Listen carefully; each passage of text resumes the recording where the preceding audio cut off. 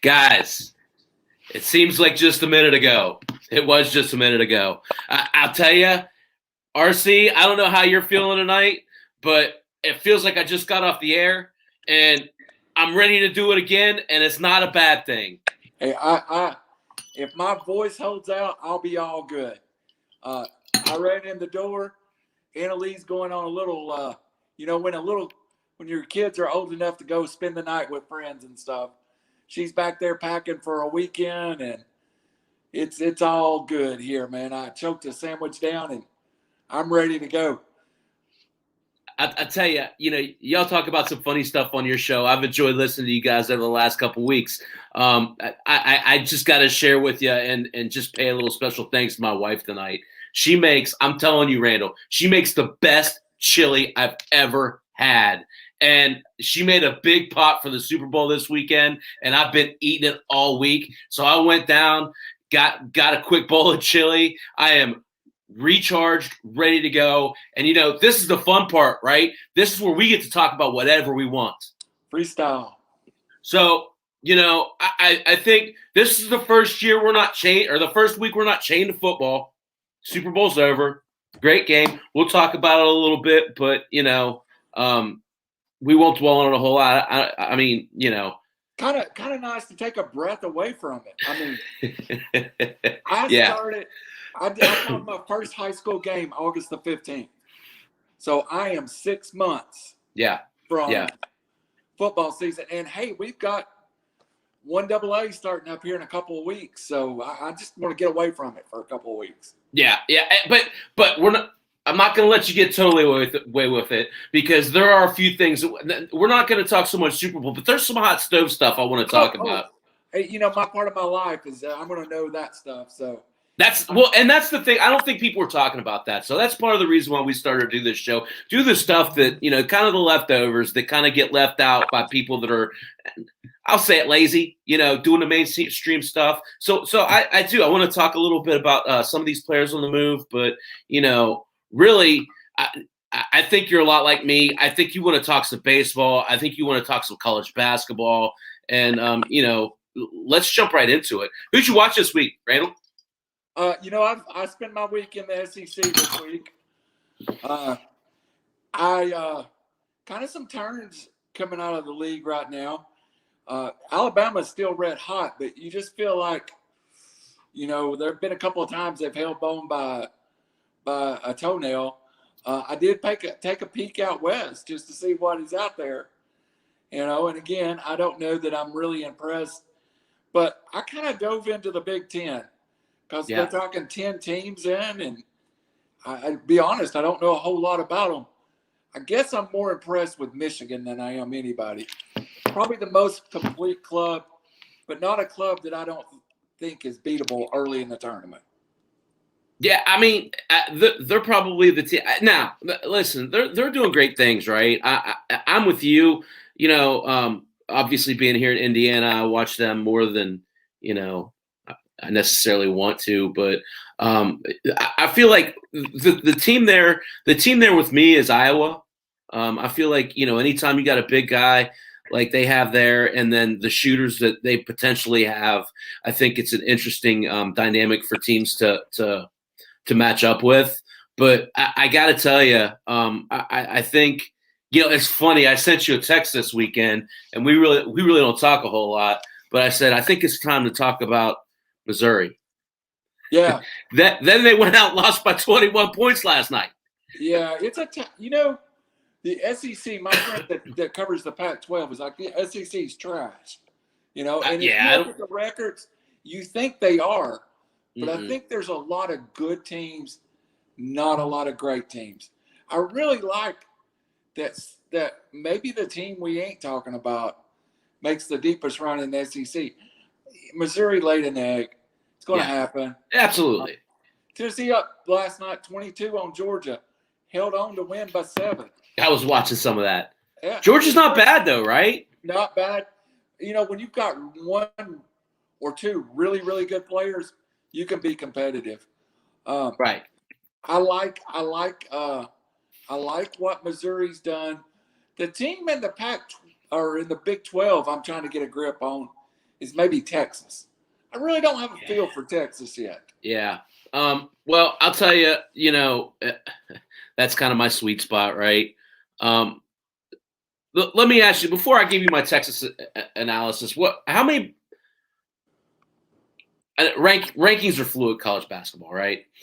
How many true top 10 teams do you think there are in the Big 12? End of the year. 3 or 4. So we'll go on the high side. Who are the 4? Well, Baylor for sure. Right. I think Oklahoma is still there, even though they can lay an egg. I think when they're playing well, Oklahoma State can be a marginal team. I like West Virginia, even though you're a West Virginia guy. I think West Virginia is I'm not sure West Virginia in certain circumstances is my number 2 team out of the conference. Well, they're sitting in second right now. Yeah, I guess if I was going to go in order, I'd go Baylor, West Virginia, Oklahoma, and then flip the coin between all the rest for the 4th one. So I set this up to talk about it. Yeah, I probably teed it right where you wanted it. Yeah, well, I'll tell you. I'll tell you what's a shame that we're missing because of a stupid pandemic, which I'm not delegitimizing. We're missing 2 games this week, back-to-back games, WVU versus Baylor. Yeah. That is a crying shame. Now, I say that. I don't think people realize, since Oscar Tshiebwe transferred, WVU's 7-3. They've beat 4 ranked teams in those 10 games. They're playing their best basketball of the year right now, Randall. I feel like they are too. So, and it's the other night they beat that Texas Tech team, which I'm going to talk about in a second, without Taz Sherman, who had 29 points against Kansas just the prior Monday, I believe. So they lost Taz Sherman, one of the best shooting guards, and what happens?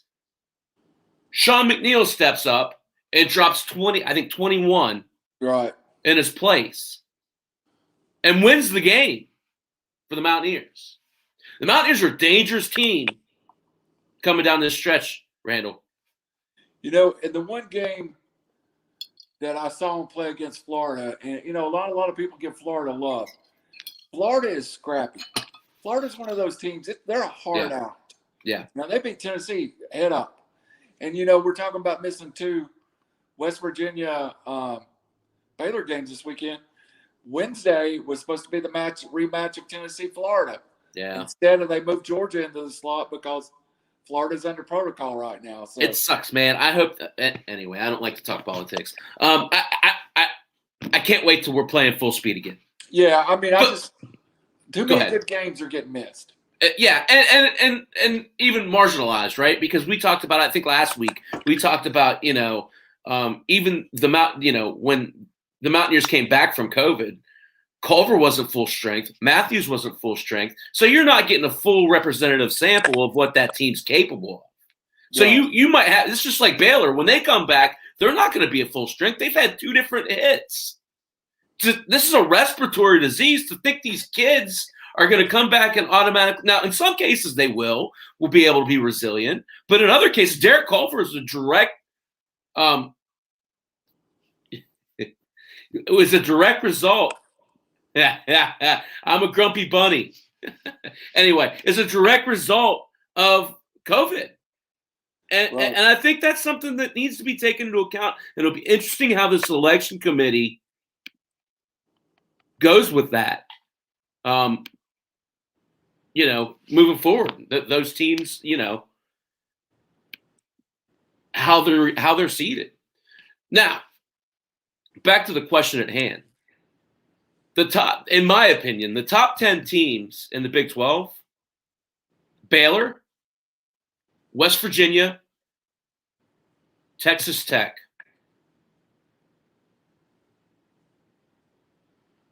Texas is close. I'm with you. I still have a hard time getting the Texas feel. They got really good guards. They've got talent down low. But they've been really hot and cold, Randall. You know what? I'm not seeing Texas. And I guess my opinion is partially based. We didn't see them in the Big 12 SEC shootout, which I would have loved to see, even though Kentucky's down. Yeah. That would have given me a better feel of where they're at, because I know Kentucky's not even going to make the tournament, but it's still Kentucky. Sure. And they're capable of beating somebody. It's even Kansas. I mean, I still think Kansas is going to go blow a couple people out before the year is over with. They sure looked good the other night. I think I can't remember who they played, but they sure looked good the other night. And it was, that's the thing about the Big 12. Even a team like TCU is, they're, at 11-7, their resume, they could get in the tournament, Yep. It's deep and talented. And like you say, a team like Oklahoma State could wind up in the Elite Eight. You don't have talent like that and just not show out sometimes. Now, you're going to look like crap other times, right? Right. And that's part of being young. I still like that Oklahoma team. I mean, I really like Oklahoma team. I was on them early, right? I talked for about the first 3 weeks of the season about that, why they weren't. And, they beat Kansas without their best player, Reeves. That's a team. They're going to be a tough out. I'm a big follower of the RPI. And if you look at it right now, Missouri's third, West Virginia's fourth. Baylor, fifth, Michigan, Gonzaga. But you start looking, and then, it's all of a sudden Big 12, Big 12, Big 12, Big 12.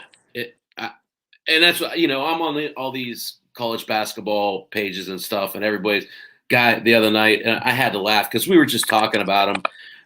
Well, I don't understand why Texas Tech is in the top 10 and Missouri isn't. So I try to be polite, and I'm kind of, Tech or Missouri's good, but people just don't understand. If you don't watch Big 12 basketball, you don't understand how good these teams really are. Baylor's an NBA team. This and as good as the Big 12 is, year in, year out, this year may be even an outlier a little bit. Yeah. This is the year you have a down ACC. I think we all can agree on that. Yep. We have an SEC that's kind of beating each other up. Yeah. Tennessee and Kentucky supposed to be the dominant teams. Right. Didn't happen.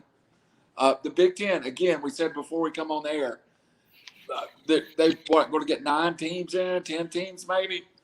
But I don't see them having the dominant. I'll be shocked if we see a Big Ten team in the Final Four. Yeah. And then you have all the mid-majors, which are completely loaded, which is where Gonzaga sits and Creighton and some other people. And, Creighton's fell off, but there's still a basketball team capable of damage in the tournament. My Drake team even got beat the other night. Yeah. I was so devastated. So I don't know if you can see who I got on behind me here. I got Belmont on behind me. Okay. 20-1. I'm watching, as I meet my chili earlier, I'm watching them. And this was like midway through the first half. They were shooting 73% from the 3-point line. I'll say that again. 73% from and it was like 11 or 12 shots. They're such a good shooting team. Does Belmont have a chance at winning a couple games in this tournament? Belmont has a chance every year. And it's simply because Belmont, and I'm not going to stereotype the kids over there, but there is a little difference in the kids over there. There's generally they're kids out of prep schools that's that's capable of gripping a little more than most kids are, and they shoot. They remind me of the next step down, Butler from a few years ago. Yep. Where now they don't have kids. Probably nobody on Belmont was offered an Power 5 scholarship, but they're that next level of kid that's a good athlete, smart. It's a private school, and in the world, Belmont education is a very valued thing. So I think they get a little different breed of kid maybe, and they're usually the big factor, Chappie. A lot of juniors and seniors on those teams. Yeah, poise and discipline, and Yeah, knowing the offense and running it. And you're absolutely right. These teams that here's Villanova. It kind of fits that mold too, right? They're a little bit more athletic. They're a little bit more recruited at next level. Right, exactly. But they weren't always that way, is my point. They've Right. kind of established that over the years. But they're playing in a pretty good Big East. I think it's one of the underrated conferences. Teams like we've talked about, St. John's, Seton Hall is usually pretty good. Of course, Xavier, like you said earlier, Creighton. But people, the Butlers of the world are pretty. That's a deep conference. Yeah.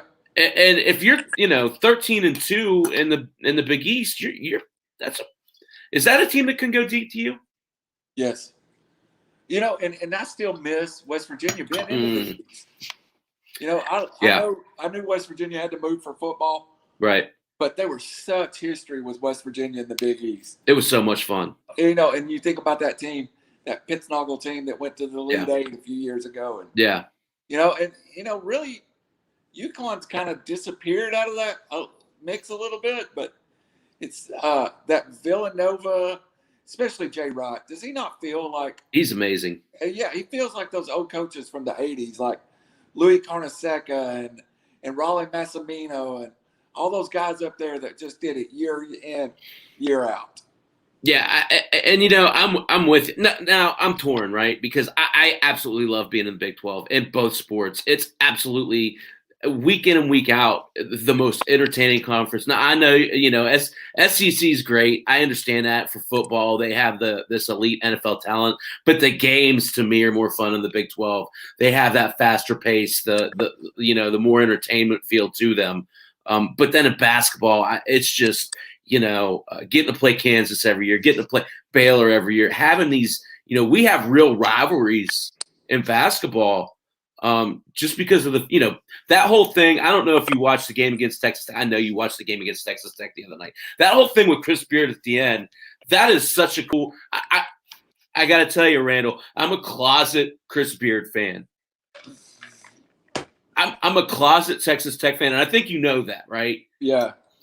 I just the way they play, the discipline they play with. You want to talk about a team that if you said to me, Chappie, Texas Tech is going to be in the Final Four, I'd say, and they're that good. Yeah. And to know that we beat them twice, to me, those are the two biggest. I mean, now granted, I get it. There's other big names. We could have beat Gonzaga, blah, blah, blah, blah, blah, right? But beating the Chris Beard defensive team tells me I don't care that they're playing four guards. They're tough. They can overcome difficult situations, and they're able to execute down the line. I think West Virginia has a really good shot at making the Final Four. You said something there, the four guards. I think it's a viable – so we're in this situation at Tennessee right now where we have a NBA 4 or 5 in Yves Pons that came back. He's probably actually going to go back and play in Europe.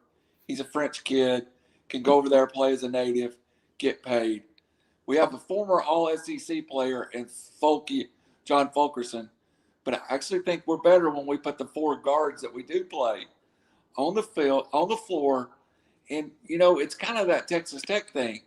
Their four guards guard. Yeah. And their fourth guard, it just like in our case, our fourth guard is Jordan James, a former 5-star, averaging 8 rebounds a game. As really he's a 2 playing the 4. So if you create matchup problems, right, you can get by with that four-guard offense. Tennessee's most effective team, I think, is like with Texas Tech. I think Texas Tech's most effective lineup doesn't have a person over 6'8" on the floor. And You've got to guard them on the other end too. I tell you, it's funny because it is absolutely about matchups when you get into these, especially once you get into that second weekend, right? The reason why the Mountaineers are so viable is because, one, they've got 2'6'9" guards playing the 4. Right. Like Emmett Matthews, UConn recruit, came here, and of course the freshman Jalen Bridges, the Fairmont kid. Those two guys playing that 4 can play as guards, but can also go down and rebound. Right. The other part of that is, and why they matched up so well with Texas Tech, is because they were able to put Gabo Sapoyan in there in crucial defensive situations. And Gabo Sapoyan, and he's 6'9", 6'10". He's a true big guy in there. And he's able to guard as a guard at that size, which makes them really difficult on the defensive end when they want to run that smaller lineup out there. Right. It's really been a good matchup. It's been awesome to watch. The difference in West Virginia right now in my school is we have a similar lineup we can play. Mm-hmm. Matter of fact, I think our best lineup is with a 6'6" center, two 6'5" guards, a 6'3" guard, and a 6'2" guard. But the problem is, and what West Virginia does well, we don't shoot very well. And that's, to me, is why West Virginia, even though they've got big guards, they shoot well. We don't shoot well. You know, Tennessee's got a – and Alabama, too. I think that's what gets Tennessee and Alabama in trouble in the tournament. They've got to dribble, drive, penetrate, and you're going to get somebody in foul trouble. And in our case, the other night, we lost a game at Ole Miss because we missed so many front ends because we're not a good shooting team. Yeah. We've got 2 kids that are going in the first 20 picks of this year's NBA draft. I have no doubt. One probably going in the top 8 picks. We just don't shoot well. Yeah. And you can get by with that even easier in the NBA than you can college basketball because they pack that 2-3 zone back on you. Yep. You've got to get it. You've got to get them out of it. But shooting, we can't drop down. And that was our problem earlier in the year when we had both those big guys. That was absolutely our problem. I thought they shot really well against Texas Tech, though. Amazing. They've shot for the last 2 weeks. They've shot well. Yeah. I mean, this team is dangerous. I would again going into this Baylor game would have been perfect timing for the Mountaineer basketball team. So, can we pivot? Yeah. Yeah. So I did this really cool thing, and I texted you about it. I joined a fantasy football league. Yeah. I joined a dynasty league. So my buddies over at French Fantasy Football, they were kind enough to invite me into their league, and it's like I said, it's a dynasty league. They're doing it on, I don't know, some weird app that I don't know very well. But so we started this draft. It's a slow draft, which is, pretty cool. But I'm really excited about my team, and I kind of want to talk about it. It's a super flex league, so it's a 2-quarterback league. This is just it appealed to me because it's a very different league than I've been in. Yeah. What's your approach in a league like that? Well, you got to over a super value quarterbacks. Yeah. And it's just at that point, I did play in one last year. It was a 2-quarterback league, and I enjoyed it. I probably overdrafted quarterbacks because I got caught waiting. So I spent a lot of equity on quarterbacks when I'd like to have been spending it other places. Right. Also, in a single quarterback league, you can sit back and wait. The guy who won our league this year won it with Kirk Cousins. Yeah. And his other quarterback was, I don't remember who it was. It was not names that would scare you, but he was so loaded everywhere else. And the gap between Kirk Cousins and everybody else isn't so great that his 4 dynamic receivers just destroyed everybody else. Right. I met him in the playoffs, and I probably outpositioned him at every position except wide receiver. And he was just so stacked at wide receiver that I had nothing for him. Yeah. But I've been following your draft. I really liked what you did in the first 5 rounds. So Yeah, and it's been interesting because, like I said, I know there's other podcasters in this league. I know that it's a competitive league, and that was a big part of the appeal as to why I wanted to join it. So I'm just looking at it here again, like you said, 2 quarterback league. You have to overvalue. Well, a super flex league. So in essence, a 2 quarterback league. You want to make sure that you address that position early, right? So the first 3 picks were quarterback: Mahomes, Murray, and Allen. Then 2 running backs, which McCaffrey and Kamara. Again, in a dynasty league, how do you walk that line of youth versus talent? Well, I do it position by position. Yeah. It's tough for me to spend a lot of equity on running back that early in the dynasty league. Yeah. Because you think Kamara is so he's 5 years out of Tennessee, maybe 5 more years on those legs, 10-year career. It's a good long run in the NFL at running back. It doesn't happen often, right? Yeah, and then you go versus someone in the same class, quarterback-wise. I think him and Goff may have been in the same class. Right. So Goff has got what, maybe 12, 13 more years in the league? I mean, if he, potentially. Yeah. So to me, that's a lot of equity spent when you have to draft running back that high. But if you're going to McCaffrey, I think you got to absolutely steal in the second round at running back. Thank you. So. Yeah, so okay, I'll get to what I want to get at. So again, pick 10 of 12.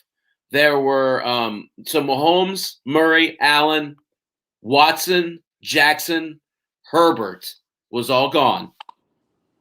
So I'm sitting there, Randall, and I'm choosing between Russell Wilson, Dak Prescott, and Joe Burrow in a dynasty league. Right. I think that I kind of wanted to lean Dak, right? Right. But a couple things concerned me there. I went Joe Burrow. And I went Joe Burrow because the 2 things that concern me the most about Dak Prescott, one, did you know Dak Prescott had a second ankle surgery? I did not. Yeah. Just to clean up, restructure it. Supposed to not set him back at all. But a bit of a red flag, right? Yeah, absolutely.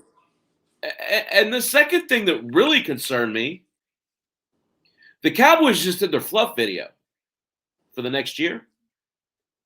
Do you know who wasn't in that fluff video? Let me guess. Dak Prescott. Yeah. I've said for the last 2 years, I think Jerry Jones likes Dak Prescott. I just don't think he's in love with Dak Prescott. I think he likes the idea of Dak Prescott, right? The Texas kid, Do you remember how loyal he was to Tony Romo? Yeah. I mean, it was sickening how loyal the Cowboy organization was to Tony Romo. I don't get the same feel. And, I'm with you. So those 2 things had me leaning Burrow. So that's who I took. I was hoping, honestly, that Dak fell back to me because again, in pick 10, that meant I had pick 3 in the second round, right? He didn't. He went pick 12. So he and Wilson went. It's kind of cool. They're doing so. It's a dynasty league. So we're doing like a separate draft where we're going to pick rookies. And the indicator is you just draft a kicker. Okay, so the first rookie draft pick was taken with the 13th pick. I'm assuming Trevor Lawrence there, right? Yeah, I'm assuming too. Yeah. then Russell Wilson. So I'm sitting there with pick 15. A lot of the quarterbacks are taken. I'm feeling pretty confident that on the way back, I'm going to get one of the guys I want. So talk to me about Dalvin Cook, brother. Okay, so I do have McCaffrey ahead of Dalvin Cook. Who was selected? Dalvin Cook is my number 2 overall running back. Right. On my board. I think Dalvin Cook's the most complete running back in the NFL. Yeah. Like traditional, I love Christian McCaffrey. He's probably my favorite player, just I'd soon watch as anybody. But he's really not a turn around and hand it to him 25 times a game. Dalvin Cook can beat you in a traditional running back set. He catches the ball really well. To me, most complete running back in the NFL. And I think he gets a rap for his health. Yeah. But he touched the ball a ton this year. And I know he missed one game. But all in all, if you get 14 games out of a first-round running back, you've probably done well. Yeah. When I saw you had took him where you did, I knew it was a 2 quarterback league. Right. And I knew, there was probably a run. I was surprised more that Kamara went up front of him. Yeah. I would almost say that maybe some home cooking there. That maybe a New Orleans fan. It looks like he's a Bills fan. He's got a Bills logo. Well, but the thing about Kamara is, so this is a fine line, right? You don't want to go so young that you're not putting a good product on the field. True. But Kamara's got a new quarterback coming, and that scares them. Yeah. And if it is Taysom Hill, Alvin Kamara disappeared with Taysom Hill last year. Absolutely. So that would have been a red flag for me. If I was sitting there and I wanted to take a running back, I would have took Dalvin Cook, but I would have took Jonathan Taylor over. Taylor actually went really high. Taylor went pick 8. I prefer, in a dynasty league, I prefer Taylor at this point over Kamara. So let me ask you this. Right after me, Saquon Barkley. Did I make a good choice? There's a good case either way. I like the completeness of the Minnesota offense. The offensive line, right? Yeah. Our boy Saquon, great running back, and I'm rooting for him. It's a pretty nasty injury he's coming off of. Yeah. So yeah. I think in 2021, it's definitely the right pick. I'm looking at my website I use for my dynasty rankings. They have Barkley ranked ahead of Cook. Mm-hmm. Personal rankings, I have Cook ahead of Barkley in that situation. Yeah. But one more. Go ahead. Average draft position, the difference is 0.29 and 0.30 in this dynasty ranking. So it's a coin toss. Yeah. So the next guy drafted after Saquon is the other guy I was considering. And I'm talking from an offensive line perspective. Who has the better offensive line? Dalvin Cook or Nick Chubb? Oof.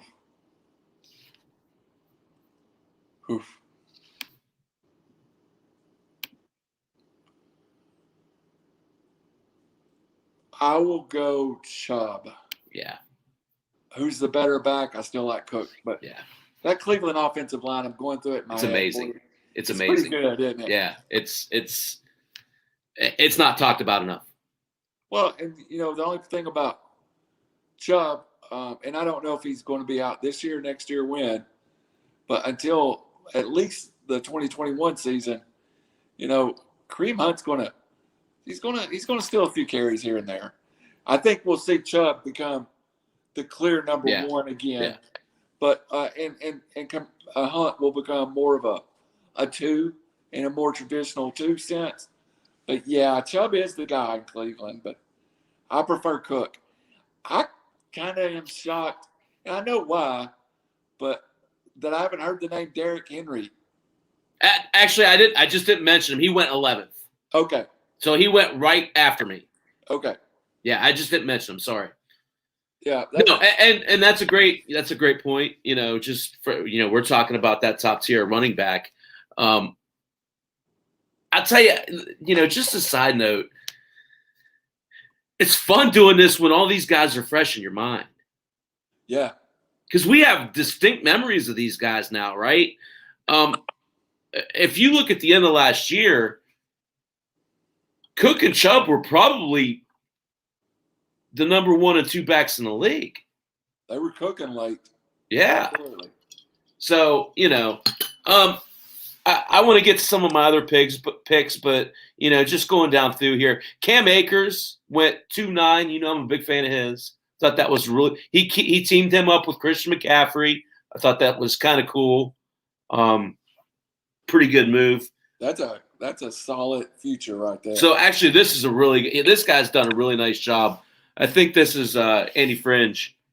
I don't think that's Fringe Fantasy Sports. I think that's who this is. So he went McCaffrey and Akers, and then he went Jalen Hurts, and then he went a rookie pick, and then he went Mixon and Wentz.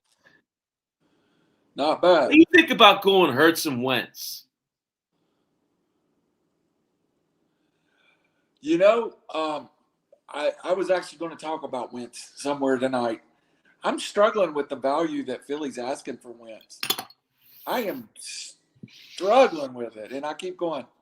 It's going to cost him. I just saw this guy get benched It's terrible. 2 of the last 3 years, and you're asking for 2 number ones? I don't get it. I'm not. No way.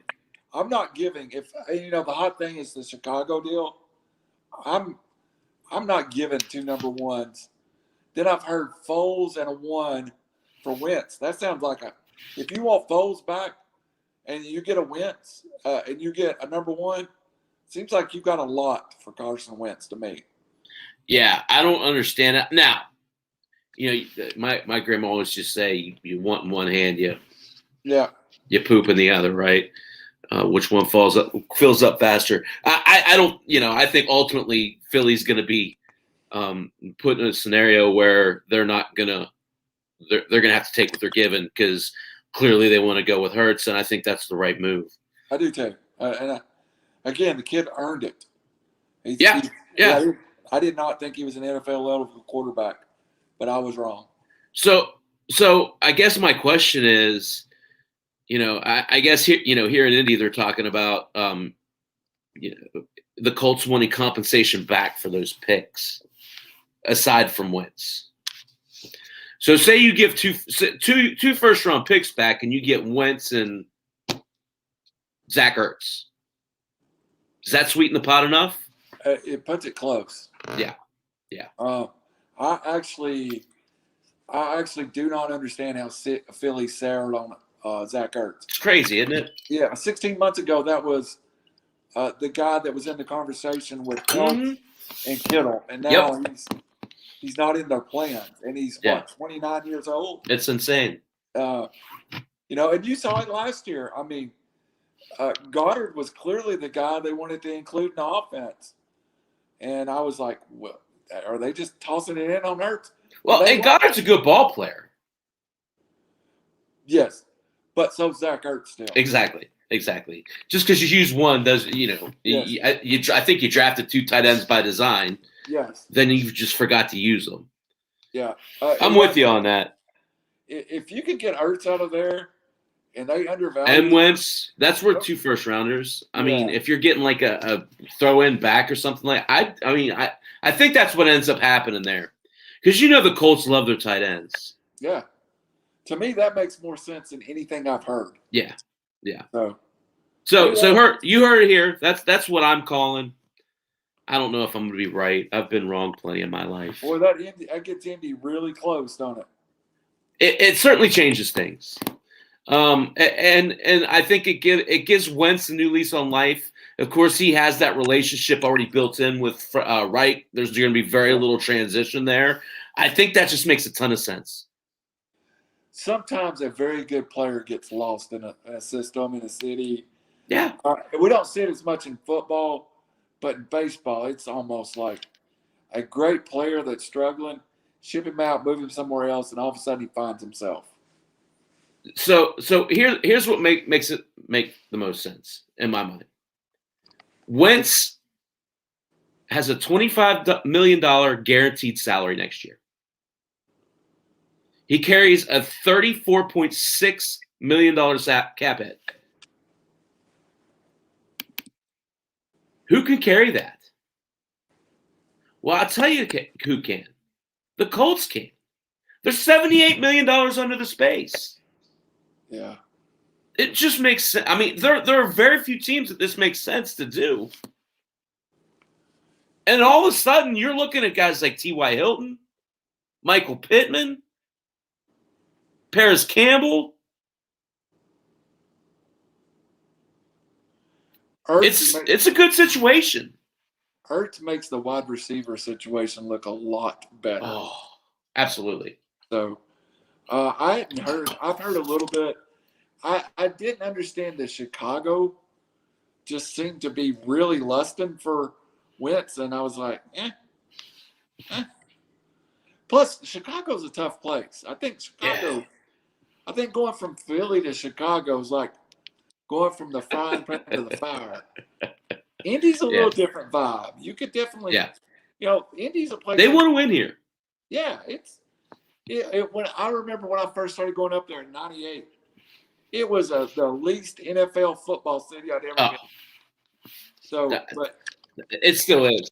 It still is. I'm sorry. No offense to any of my Indy fans. It's still. I remember the first Indy game I went to after, and of course I know I'm spoiled. I'm a Steeler fan, so you go up to Steelers. It's like a flipping festival, right? Yeah, I mean you got bands playing and people doing keg stands on top of their truck. It's insane. You go to Indy and everybody's tailgating in the mall. And I love it. Don't get me wrong. The people here are great. It's a different vibe. It is, and even the building is kind of.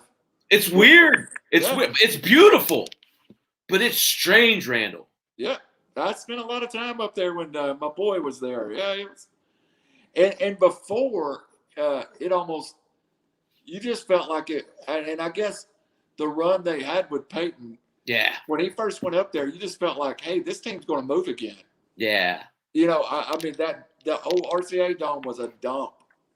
I mean, it was – we used to make fun of the Georgia Dome in Atlanta. It was the Taj Mahal compared to the RCA Dome. Yeah. And every one of those domes that was built in that era, no feel, no vibe. Yeah. Cookie cutter, just ugly. Yeah. So I want to talk about the rest of this draft because I just think it's really intriguing. I want to talk about some of these other teams, specifically picks. So Swift went round 3, pick 9. I thought that was pretty low for him. He went between Zeke and Dobbins. It is low. Yeah. I used my 3rd round pick, and I got Matt Stafford. Yep. I was pretty happy about that, especially given, the new lease on life. The fact that he just admitted that he played last year with the torn UCL, that can't be comfortable. Great receivers. Yeah. Yes. Great running backs. Great team. Great offensive line. Yeah, I love that pick. You know what's intriguing me, Chappy? What's that? Who do you think the rookie – I agree. The first one was for Lawrence. Right. In my head, the second and third one, who are they hoping to get there? Listen, I don't want to tip my hand because these suckers are listening. But I will say, this is a 2-quarterback league. You'd have to think they're quarterbacks. That's what I was. I mean, there's certainly receivers out there, especially. Yeah. Your boy from Alabama, Swift, right? Is that right? Smith. Smith. Yeah. He's got to be up there. The kid from LSU, Waddle, has to be up there. Those Yeah. all have to be in consideration, right? Yeah, and if you're looking,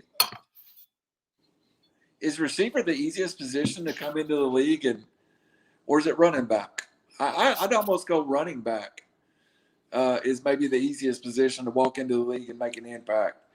Receiver, it's really that third year. If you look at the fantasy stack, they explode. So that seems strange. I would actually, not to tip your hand either, and no, guys, we haven't discussed this. I wouldn't be surprised to see a few kickers picked in the next little bit. Yeah. One just got taken. One just got taken. I'm trying to see here how many.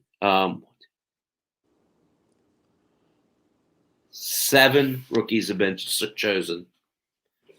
So at what point does that become overkill? At what point do you then pivot directly away and say, I don't want any part of it? I think you're getting close to the number there. Yeah, I think so too. In my head, they are. It's top loaded. I think 8 players. Yeah. In my head, that I would. That sounds about right. Yeah. That sounds about right. I mean, I wonder about some of these quarterbacks deeper. Yeah. If you get down to the Trey Lances of the world, you're definitely making that. I was even going to go as far as Kyle Trask. Yeah, I mean, there's no guarantee Trask is a starter next year. But there's no guarantees. I mean, if he gets in the right situation, if New England drafts him in the second round, yeah, that's valuable. Or someone ends up, and I do believe, and I just speak because I'm a Falcons fan. If you look in that division, you might have 3 quarterbacks drafted in the first 2 rounds. Yeah. I mean, I could see Carolina taking a quarterback. Yeah. The latest mock I saw had them moving up to 3rd and taking the BYU kid. Yeah. I could see the Falcons not spending their first-round pick on a quarterback. Yeah. But coming back with that pick 36 and taking a Trask or someone. Yeah, someone. And then the Saints. I mean, they can tell me all day they're happy with Taysom Hill and Jameis Winston, but I'm not. If I'm them. Right. So, the only place you're probably not. Oh, and even Tampa can take a quarterback. Yeah. Are you? No, I'm not. Blaine Gabbert, is that it? Yeah, I mean, are you happy if Brady gets injured? Because they've proven they got the talent to win the Super Bowl. Right. Blaine Gabbert is not going to win it for you. Yeah. So if you're Tampa, do you go out and try and make a move for one of these, projects? Yes. Except for Dwayne Haskins, who's already signed. Why'd you have to do that? Yeah, I did. There's some guys out there that there's a couple of projects that intrigue me. If Andy Dalton doesn't re-sign in Dallas, I don't think we saw the best of Andy Dalton in Dallas. Yeah. Where's Jimmy Garoppolo going to end up? I cannot believe he's starting quarterback of the San Francisco 49ers. Not for long. I mean, they're going to move to a different direction. I believe so. Tyrod Taylor's out there who's been. Yeah, I was going to mention him. Did Chad Henne do enough to get him an audition? Come on. I don't want him, but people are quarterback desperate. Yeah. So I guess here's my question. What's Sam Darnold worth? Less than Matthew Stafford and more than Carson Wentz. I think he's still got more. I'm really down on Wentz.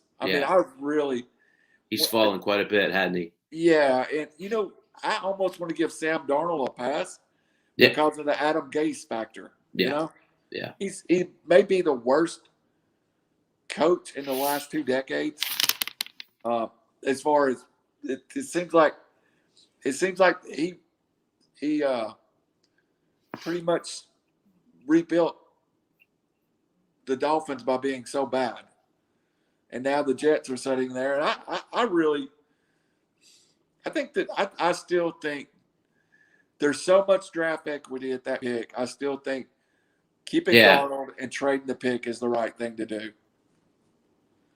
That move could, Chappie, if I tell you now, in 2026, the Jets win a Super Bowl because they traded the number 1 pick or number 2 pick and kept Sam Darnold.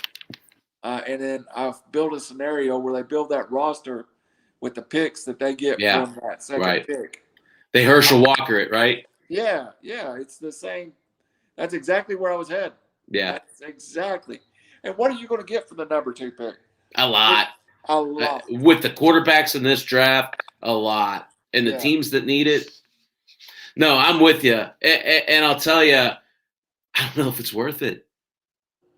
Because aside from Trevor Lawrence, we were talking about Lawrence Taylor the other night on your show. Yeah, we got back into him tonight, too, after we hung out with you. So aside from Trevor Lawrence, I don't know that second pick, I feel like there's a drop-off there, don't you? I feel like the answer isn't near as clear. Well said.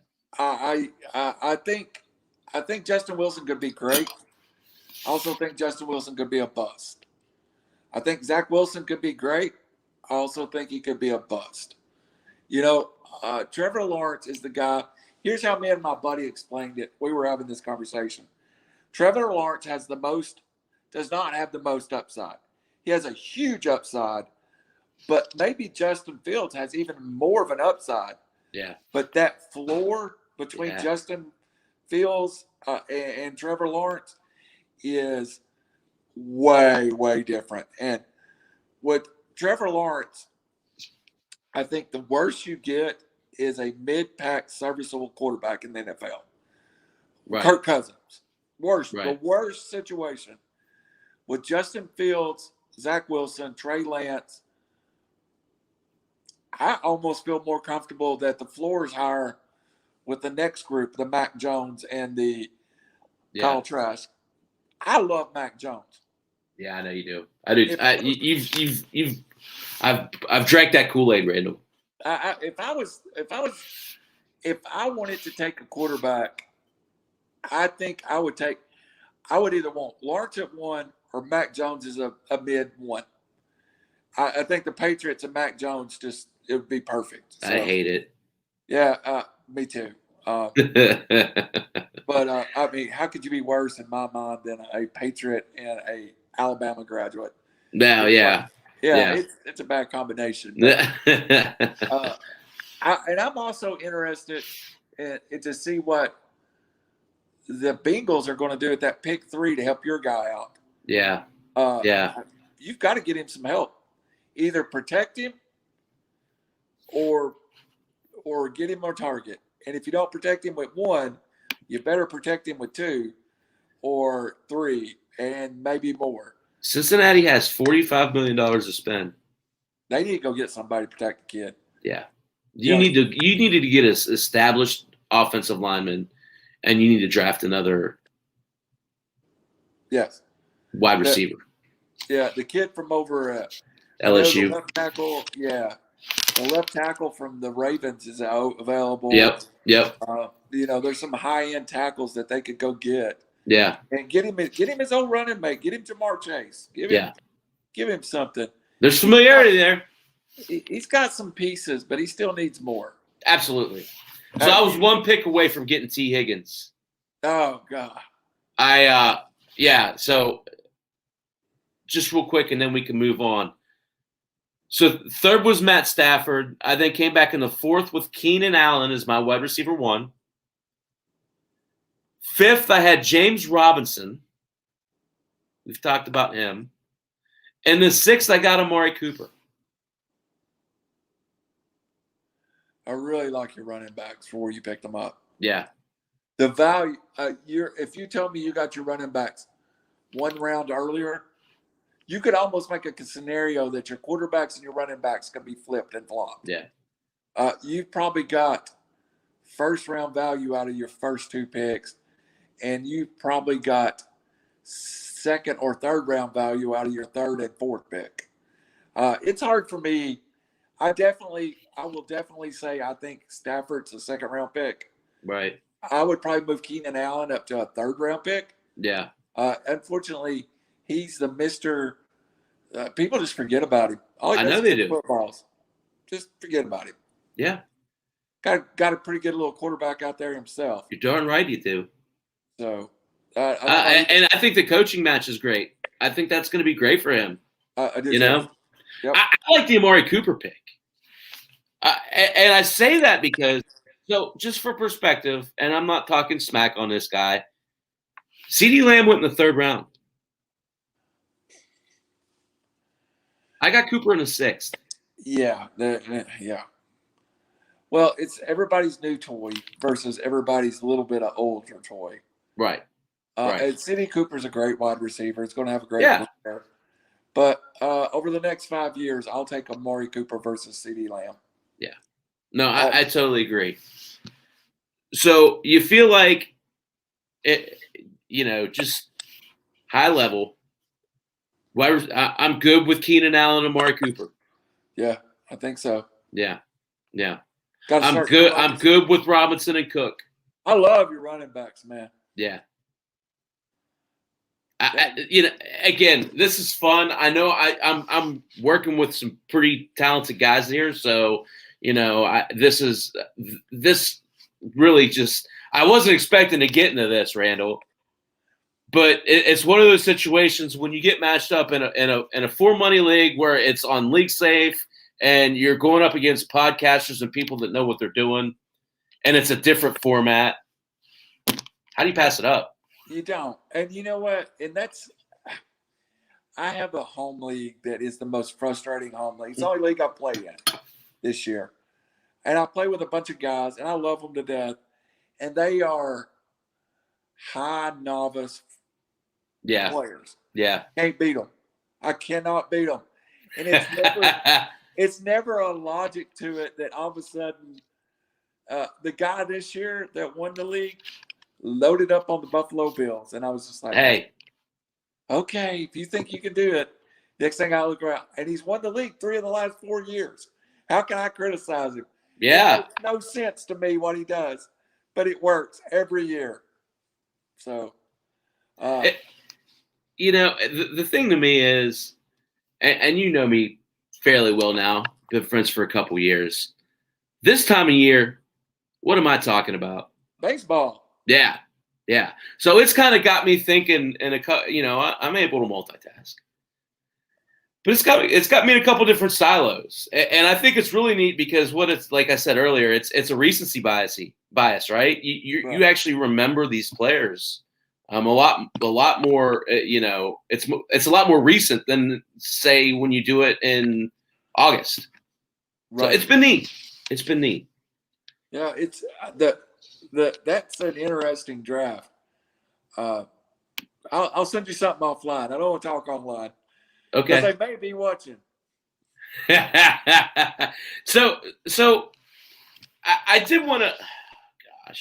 I did want to talk a little bit about one guy, and it's off of the Super Bowl, right? And I know you wanted to talk about Peyton. I know that's really cool for you. So, why don't you talk about your? So, tell me about Peyton Manning. Well, I did ask you for a minute, and I just want to go into it just a little bit. I don't know if you got to see the video I posted on the. Yeah. It was a really cool video. And for me, I'm gonna give you. I'm an Atlanta Falcons fan. I'm a graduate of the University of Tennessee. I love my sports, but in your lifetime, every guy should have their one hero. And I don't make Peyton Manning my hero by what he does off the field. Tim Tebow is a much better man than Peyton Manning, but he was the guy for me, I saw him play his first college game in 1994. I was at UCLA. He played one step or one series, and I criticized. I was like, we had signed the number 1 and 2 quarterbacks in the nation that year, and the one guy I didn't want to play was Peyton Manning. And they put him into the game. I was like, here you just see this kid's dad's Archie Manning, and we've just signed Brandon Stewart, who was a 5-star. And he just looks so much more mobile than Peyton Manning. He is just, would he be here if he wasn't Archie's kid? That was my point of view. 4 weeks later, I saw him throw an out pass against Mississippi State, and I looked at my friend. I go, that kid might be our future. And I was lucky enough. He played, I think it was 54 games at Tennessee. I saw 52 of them. And then when he goes to Indy, which is a nice, easy drive from here in Chattanooga, right? We started picking up tickets, and we would go 4 and 5 times a year. He just become my guy, man. And it was so emotional for me, Chappie. It was, my buddy who died a couple of years ago loved Thurman Munson. And he talked about Thurman Munson in a way that I never talked about another man, another sports hero. So 2 or 3 years into the Peyton's career, he goes, Peyton Manning's your Thurman Munson. I was like, what do you mean? He goes, that's always going to be your dude. I was like, yeah, you're right. If you go to Indy right now, and this living there. Oh, yeah. I drive past it every day. There's a beautiful little children's hospital named for Peyton Manning. And he's done a lot for the Indy community. Matter of fact, I think he calls that home now in his head and will forever. And I promised my daughter named Annalie Payton is her middle name. She never got to see Peyton play live because she went to Indy with us a bunch, but he moved on to Denver, and she was 2 or 3 years old, and we didn't make that trip with her. But I promised her that the day Peyton Manning goes into the Hall of Fame, we're going. So I knew he was getting into the Hall of Fame. I knew it was something special. So her and I got to share something. So I got online. I booked my tickets. I've never been to the Hall of Fame ceremony. That's awesome. My daughter's 10, and she's already picking out what she's wearing. Is she going to wear her Peyton Manning Tennessee jersey, her Colts jersey? Right now, she's leaning to the Broncos jersey. And we booked our trip up there, and we both were just so emotional. And, we've not seen a lot of good out of sports at times. But no matter if he won 50 Super Bowls or 5 Super Bowls, that was my guy. That was the dude I traveled with. I went from, and this is literally the truth, I went from L.A. to Boston to see Peyton Manning play football. And wow. I will I'll probably take a lot of video come August. Sure. I think the way it works out, I might even do my different angle from Canton. So we are definitely. That'd be so cool, man. That'd be a lot of fun. Definitely so excited. And we're just hoping the COVID doesn't worsen. Right. But I am. That's a ways off, right? I mean. Yeah, it's a ways. The fact I shared it with my daughter, we shared something special. I'll never forget that. Hey, we're going to Canton, and we're going to watch Peyton Manning go in the Hall of Fame. No, that's cool. I know what you guys have been through, so I know that's really special for you. So kudos to you guys, man. Yeah, really happy for you. It'd be nice to be sitting up there in Canton to do a little different angle on that Thursday before the Hall of Fame induction. Yeah, I mean, that'd be so cool. That'd be really cool to do. Yeah, I've swore I won't go back to the Baseball Hall of Fame until Pete Rose is in. Oh, I knew you were going to say that. I may never get to go back. You won't. And I swore I wouldn't go to the NFL Hall of Fame. I've been to the Baseball Hall of Fame, but I've never been to Canton. So I'm really excited, really, really excited. And it's something special for my family. Well, it's something that you always have. Yeah. And it's something that you'll always remember. So good for you, man. I mean, that's really cool. I'll tell you, of course, I remember as a Steeler fan, the AFC Championship, and just for me with Peyton, it was always about poise and decision making. Yeah. And there's a guy who totally did it with class. I'll tell you, my wife loves Peyton Manning. That's her favorite player. And living here in town, I drive past the statue every day. Yeah.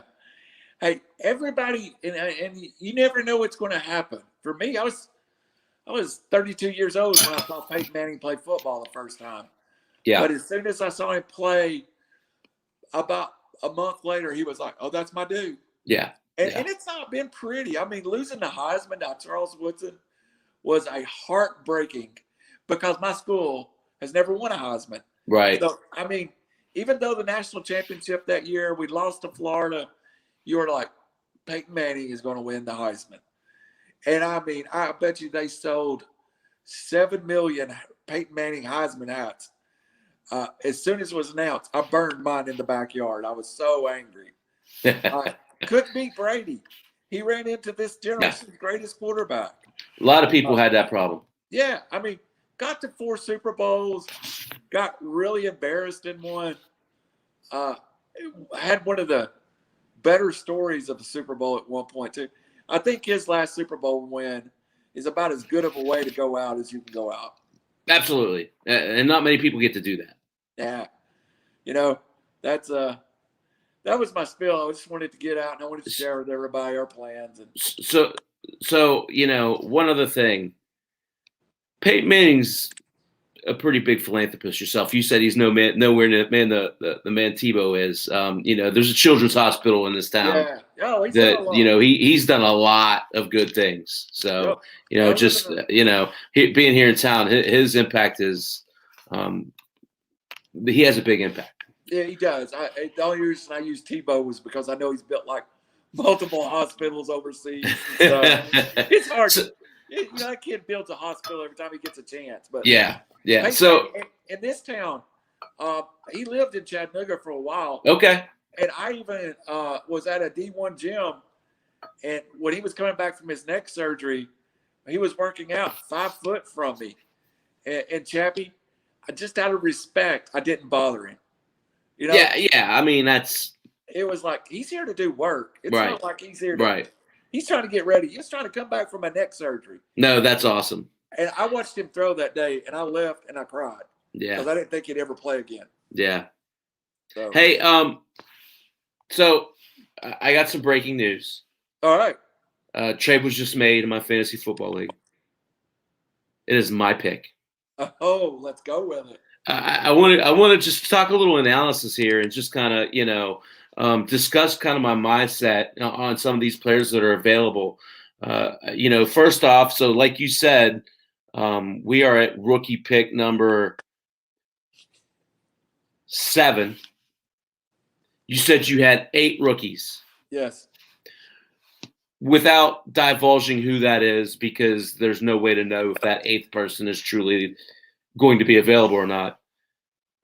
Would a prospective 8th round pick sway you away from any, or 8th pick in a rookie draft, rather, sway you away from any of these guys that I'm considering?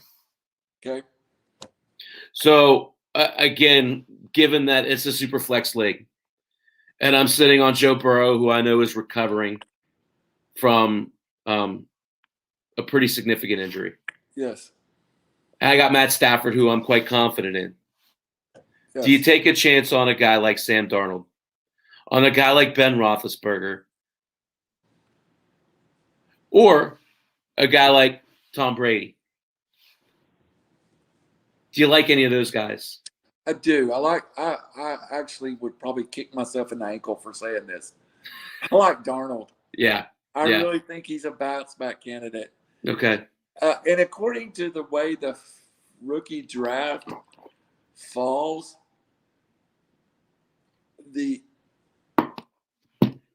are, in my head, and I'm not divulging names, they are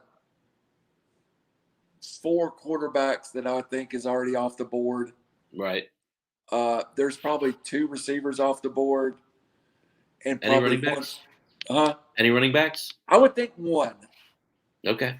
And then that's where I debate: are they 1 more running back? Or are they 1 more skill position player out there that's worth it? That emerges late, right? Yeah. Yeah. It's close for me right now, and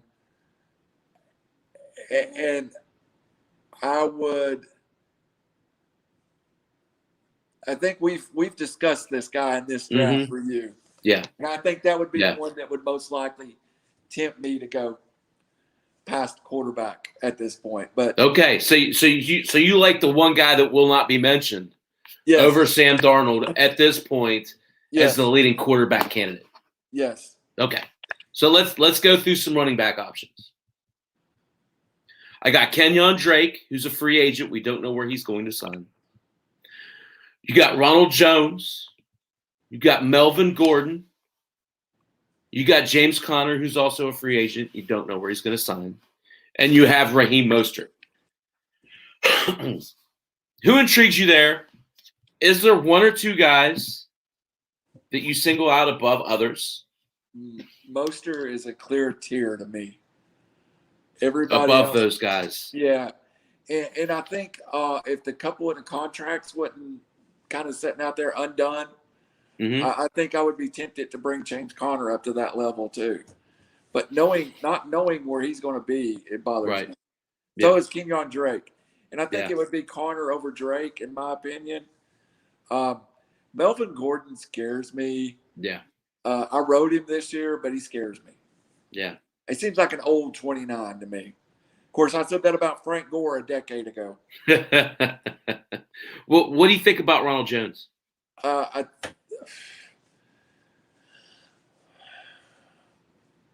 think I was a year early, and this will probably be the year we get the Ronald Jones I expected this year. Which is I expected a 1,000-yard rusher this year out of Ronald Jones. Right. And I think at times Tampa committed to Ronald Jones. It's just easy to give the football to Fournette. Fournette's a guaranteed 4 or 5 yards. I compared it on air one day to Fournette is the old school 5 yards in a cloud of dust versus Jones is really the complete back that we see in the NFL a lot of places right now. And Chappy, I may be wrong, but I still believe he's only 24 or 25 years old. He came out, he was the youngest player in the NFL. Yeah. He intrigues me, but I still think Mostert has the most upside of that group. So, interesting enough, his ADP is 107. He is like the 5th or 6th back on this list. ADPs are weird. Yeah. So Mostert's your lead back in this group. Yeah, to me, it seems like that's the most secure job in the NFL of the group you just talked. Yeah. I don't know. I mean, I kind of widened Tevin Coleman off, but it seemed like Mostert's the guy they wanted to have that job last year. Yeah, he just couldn't keep it for more than a week or 2, right? Yeah. Through unfortunate circumstances that were out of his control. Yes. Okay, so Mostert versus the unnamed player that we won't mention. The unnamed player. Okay. So we're on the unnamed player for the quarterback and for the running back. So far, yes. So we're at the rookie at this point. Yeah. So let's talk about receivers. There's a little bit. And so mind you, I've got both of my quarterbacks. I've got both of my running backs. I've got 2 of my 3 receivers. I have a tight end to fill. I have 2 flexes to fill. I also would add, I think I have Darnold over Mostert. I don't think we just. Good point. Good point. Okay. Wow. That's impressive. That's impressive. So let's talk about receivers. Okay. I'll just go down the list.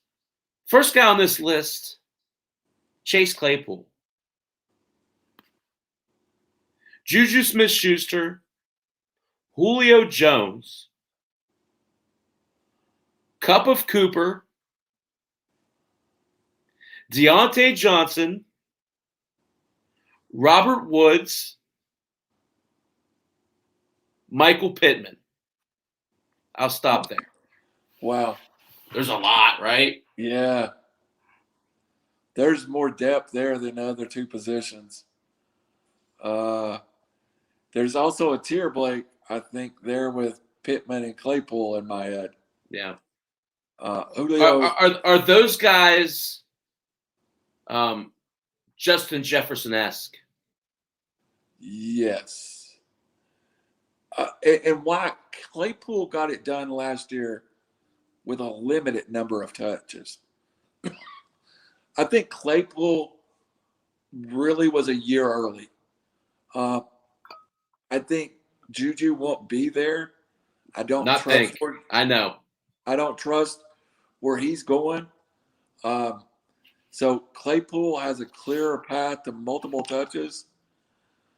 Pittman, who's quarterback? That's the only thing that bothers me. Julio, gotta love him, and he needs to stay in Atlanta. He's 32. Not in a dynasty, though, right? No, not in a dynasty. And there was one more you mentioned. Cup of Cooper. Cup of Cooper.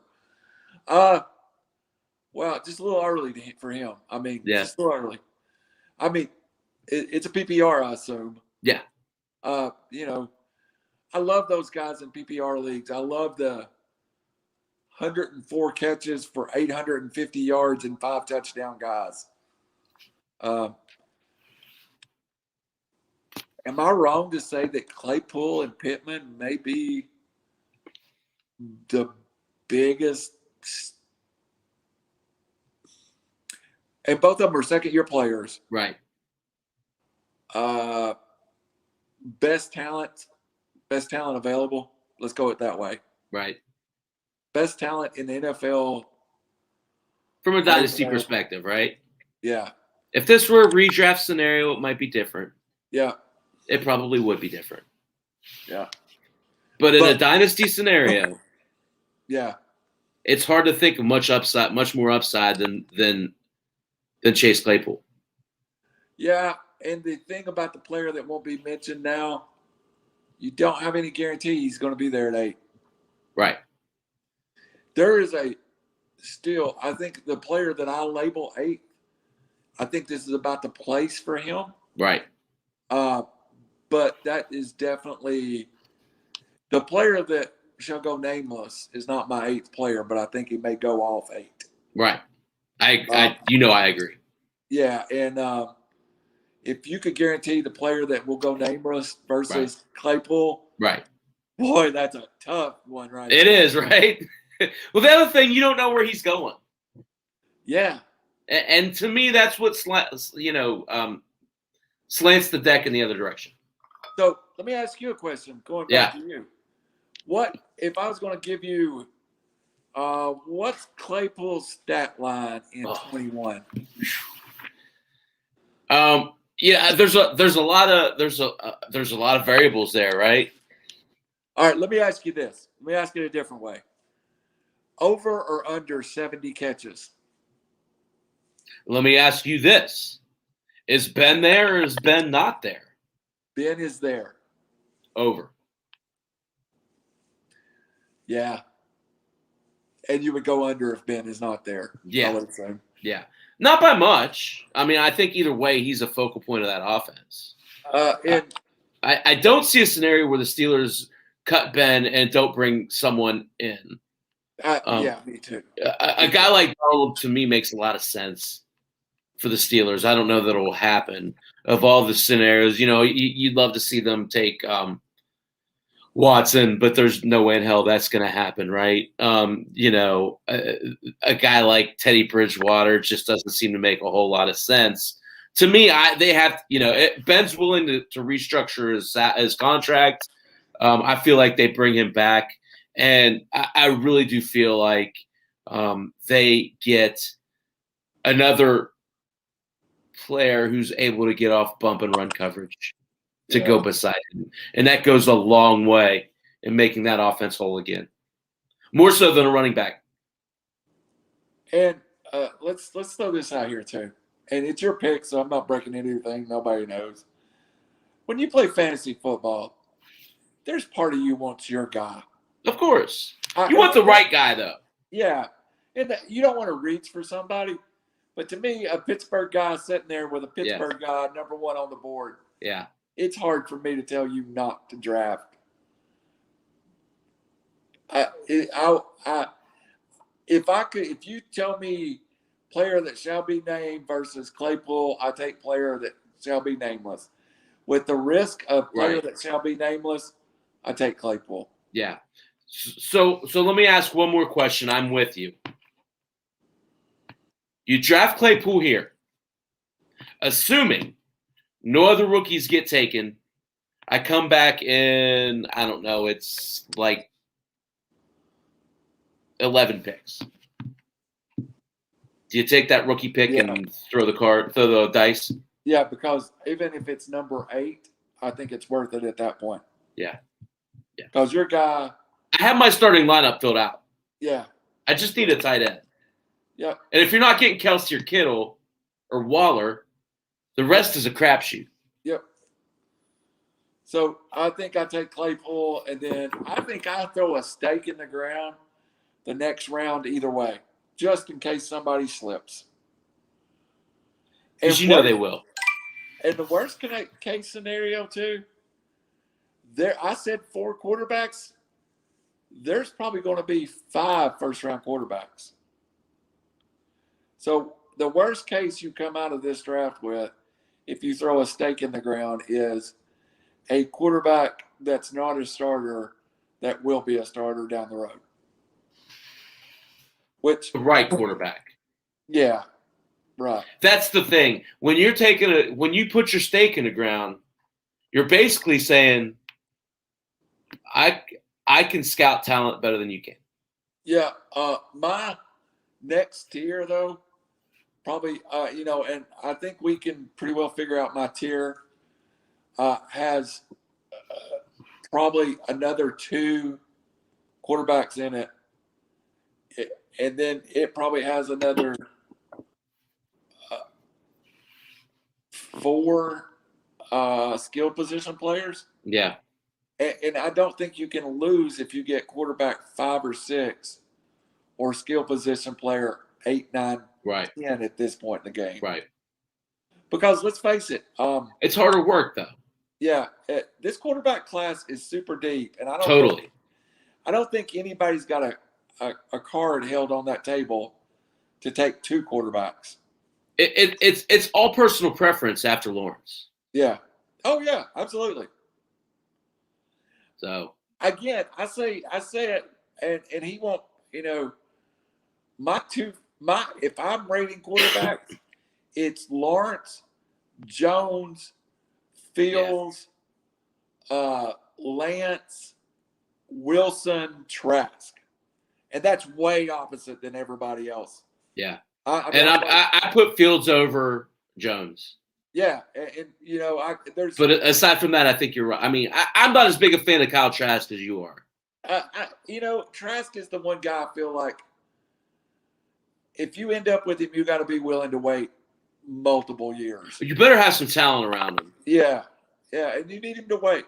Yeah, you need to be able to. Does it shock you if Trask ends up someplace like Dallas as their developmental quarterback? No, not at all. I think that'd be a perfect fit for them. So. I think wide receiver goes 4 deep, instant starter. Yeah, I agree. Well, man, it's been fun. You got any parting shots you want to say? Or well, we didn't get into it, but next week I will talk about the Braves' huge signing. Yeah. I still don't think they got far enough down the road, Chappy. No, I still think they're we not need done that yet. trade. Yeah, they're not done yet. And I didn't talk about Antonio Brown. I want to pay a little tribute to him too. So Yeah. this was cool though. I'm really glad these guys. I made a trade to move up and be able to pick. Again, this is a slow draft, so I'll pick maybe once a day. It was really cool of the guys to let me do that. It's been a fun experience, and I thought it was cool to bring it on air and kind of talk about Absolutely. it.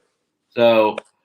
And again, next week we'll do a little Antonio Brown. We'll talk about the Braves. I'll have my my complete corner infield list out, so we could talk a little bit about that. Maybe some of your thoughts on that. Get some of your take. I'm always interested to hear what you have to say about those guys. Talked a little about Nolan Arenado tonight. Really, a little higher than him on him than maybe some others are. The after Coors Field experience is pretty interesting to me. Yeah, it's definitely. I've been thinking about that too. So we'll see how it goes, But Yeah. it flies by. Enjoy doing this with you. Enjoyed it, Chappy. We'll do it again next Thursday. All right, brother. The Other Angle, Thursday nights at 10. Chappy's Fantasy Chat, Thursday nights at 8. Randall, what do you got? I've got the D. Swain Belo show every Tuesday and Thursday from 6:30 to whenever we shut up on the page named the same. Tomorrow night I have UFC preview night. And I need to get with you. I'll get with you tomorrow at some point. Your debut on Draft for Upside, right? Yeah, and it's definitely we're gonna do it on. My boy Andrew Howard will be here, and I'm anxious for everybody to get to hear him. One of the most knowledgeable. He's the Chappy of UFC. He's got to be awesome then. I hear you. So tomorrow night, what time? We will be on the air. It'll probably be. This guy is a pharmacist, so we have to play it a little by ear. We try to get on right at 8, but sometimes it's a little later. Okay. So tomorrow night, 8-ish. Yeah. Yeah, I do too. These people, they think they're saving lives and stuff like that. It gives them an excuse to be 15, 20 minutes late. Hey, it's a tough line of work, but we do it. Thank you for everybody that does do it too. Yeah, it's funny. I work at a pharmaceutical company, so we make life-saving drugs every day. Yeah. But it's a job, and we take it seriously, and this is fun. This takes the edge off, right? Yeah, absolutely. So. And Andrew is truly one of my heroes in life. That what he does is important. Yeah. Well, you guys make sure to check that out. Enjoy doing this, RC. Let's do it next Thursday, okay? Sounds good. All right, man. Take care, guys.